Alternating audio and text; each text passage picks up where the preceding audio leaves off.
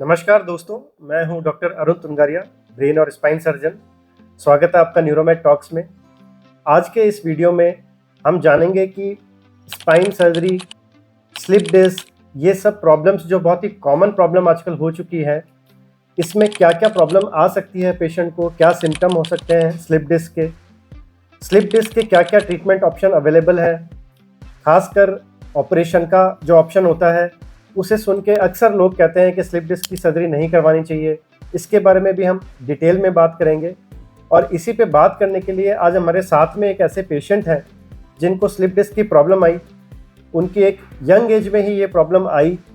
उन्होंने कैसे सारे सिम्टम्स उनके कैसे रहे स्लिप डिस्क में, क्या क्या ट्रीटमेंट ऑप्शन उन्होंने किए, और फाइनली जब उन्हें सर्जरी का एडवाइस किया गया तो उनके मन में क्या क्या सवाल थे, क्या डर था सर्जरी को लेके कि स्पाइन की सर्जरी नहीं करानी चाहिए और स्पाइन सर्जरी के बाद बहुत लंबा रेस्ट भी करना पड़ता है।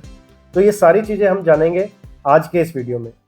मेरा नाम साहिल सिंह है और मैं रायसिंह नगर से हूँ। और मुझे ये स्लिप डिस्क की प्रॉब्लम काफ़ी टाइम से थी। पहले मुझे जैसे बैठने वगैरह में दिक्कत होती थी, ज़्यादा टाइम तक बैठा नहीं जाता था।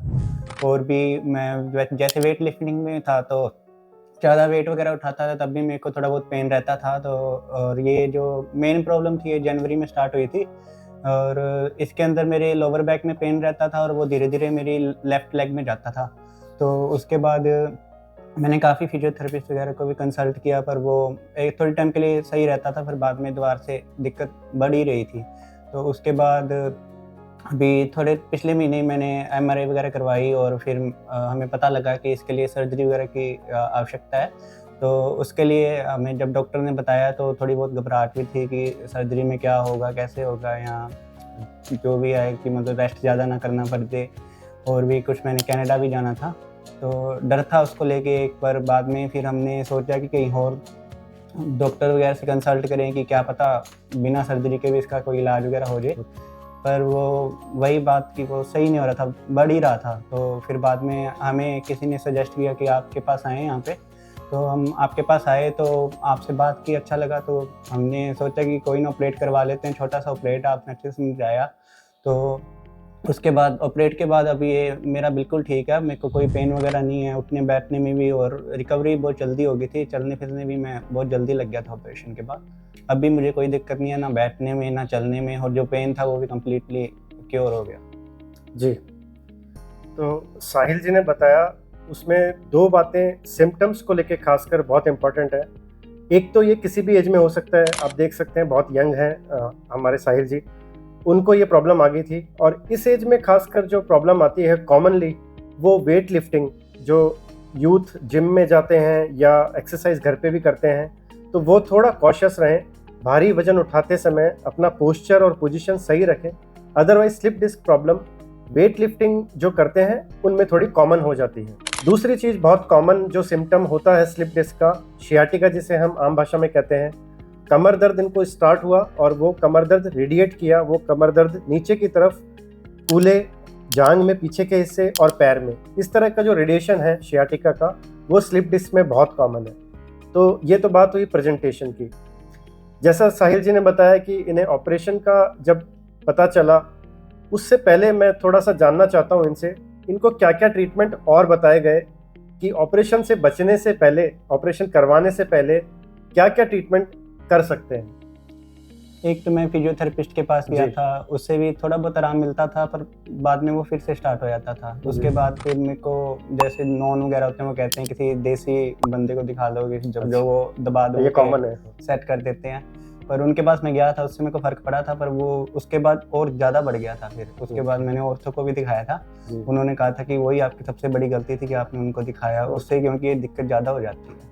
ओके, उन्होंने कहा था किसी न्यूरोसर्जन वगैरह को कंसल्ट करना इसमें ज़्यादा बेहतर है। जी हाँ, इसके बारे में हमने एक वीडियो भी बनाया था कि जो रूरल इंडिया में खासकर प्रैक्टिस है कि कई बार कुछ प्रैक्टिशनर्स पेन ठीक करने के लिए, उनका इंटेंट तो बहुत अच्छा होता है कि पेन ठीक हो जाए, पर अक्सर खासकर जब वो दबाने की प्रैक्टिस है जिसमें बहुत वेट वो हाथ से या पैर से भी कई बार खड़े होके कमर पे रख देते हैं, तो उससे कई बार प्रॉब्लम बढ़ भी सकती है। तो वो उसके बारे में थोड़ा कॉशियस रहें, सावधान रहें, इस तरह की प्रैक्टिस से बचें। हाँ, फिजियोथेरेपी से ज़रूर आराम आता है, तो वो ज़रूर ट्राई करना चाहिए। अगर आपको कमर दर्द या पैर में सियाटिका का दर्द लंबे समय से परेशान कर रहा है, तो ज़रूर फिजियोथेरेपिस्ट से आप मिलें, उनसे सारे सिम्पटम डिस्कस करें। और फिजियोथेरेपी की जो चीज़ें हैं जैसे ultrasonic, TENS, cold therapy, heat therapy, ये सब करवा के आराम आ सकता है। ये तो बात हुई इसके ट्रीटमेंट के और ऑप्शन जो सर्जरी के अलावा है। अब सबसे बड़ी एंजाइटी होती है सर्जरी के नाम से ही कि सर्जरी होगी तो क्या होगा। बहुत ही कॉमन ये धारणा है कि सर्जरी के बाद तो पेशेंट बिल्कुल बेड रिडन हो जाता है, वो चल ही नहीं पाता है और रिकवरी भी बहुत लंबे समय ले लेती है। खासकर इनके केस में इनको कनाडा जाना था 7 मई को। इनका सब कुछ रेडी था, टिकट्स बन गए थे, वीज़ा वगैरह सब क्लियर हो गया था। तो इनको बहुत बड़ी एंजाइटी थी कि मैं अभी 20 तारीख के आसपास ऑपरेशन कराऊंगा इस महीने, तो अगले महीने 7 तारीख तक मैं जा पाऊंगा या नहीं जा पाऊंगा। तो थैंकफुली थैंक गॉड कि सारा प्रॉब्लम इनका सॉल्व हो गया, सही से ऑपरेशन भी बहुत अच्छा हो गया है और उसका रिकवरी भी इतनी अच्छी हुई है कि ऑपरेशन के दूसरे तीसरे दिन ये पूरी तरह से अपना नॉर्मल अपना रूटीन करने लगे, चलने फिरने लगे।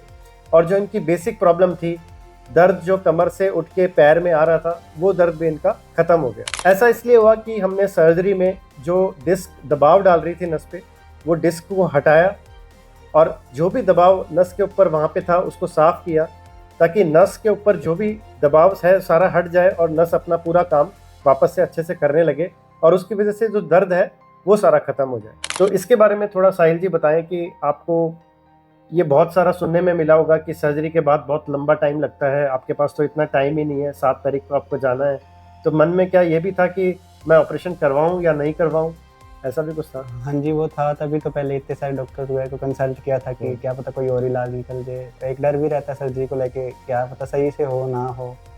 तो वो पर बाद में सब कुछ क्लियर हो गया था जब आपसे कंसल्ट किया। तो आपने देखा साहिल जी के केस में बहुत सी आशंकाएं थी, बहुत से डर थे, बट सब कुछ अच्छा हो गया है। और हम चाहते हैं कि हमारे जो भी पेशेंट हैं या जो भी देख रहे हैं इस वीडियो को, अगर उन्हें ऐसी कोई प्रॉब्लम है तो हमें कम्युनिकेट करके बताएं कि क्या क्या उनके मन में आशंकाएं हैं, क्या डर है, क्या डाउट्स हैं। हम ट्राई करेंगे अपने वीडियोस के द्वारा उनको क्लियर करने के लिए। हमने इस पे और भी वीडियो बनाए हैं, वो भी आप जाके देख सकते हैं। हम साहिल जी से कहना चाहेंगे कि हमारे जो व्यूअर्स हैं उनको एक मैसेज दें कि इनके एक्सपीरियंस से हमें क्या सीख मिलती है, क्यों हमें स्लिप डिस्क से इतना घबराना नहीं चाहिए, खासकर स्लिप डिस्क की सर्जरी से इतना घबराना नहीं चाहिए। साहिल जी इसके बारे में थोड़ा बताएं। तो मैं कहना चाहूँगा, पहली बात तो यूथ वगैरह जो वेट लिफ्टिंग वगैरह करते हैं वो सर ध्यान से करें, है ना, पोस्चर वगैरह ध्यान में रखें। और अगर आपको कोई भी दिक्कत आती है, पेन वगैरह है, तो उसको इग्नोर ना करें जैसे मैंने किया था, वही मेरी गलती थी। और आप अपने डॉक्टर से कंसल्ट करें, ऐसे नहीं कि किसी देसी को दिखा दें कुछ और अपनी तरफ से। यूट्यूब वगैरह पे भी अपनी कई बार ऐसे सर्च करके लग जाते हैं, अपने डॉक्टर से कंसल्ट नहीं करते। तो आप सीधे कोई भी छोटी बहुत दिक्कत भी हो तो डॉक्टर से कंसल्ट करें। और हाँ, जैसे कि सर्जरी की बात है तो हाँ, उसके लिए थोड़ा बहुत डर तो होता ही है मन में, पर हाँ, कोई ज़्यादा घबराने वाली बात नहीं है। साथ में अच्छे डॉक्टर हो तो बढ़िया आपको गाइडेंस देते हैं और आपका डर भी कम करते हैं। और मेरा भी डर पहले था बहुत ज़्यादा, पर बाद में सब सही हो गया था और सर्जरी के बाद भी अब मैं बिल्कुल सही हूँ। ठीक है सर, थैंक यू।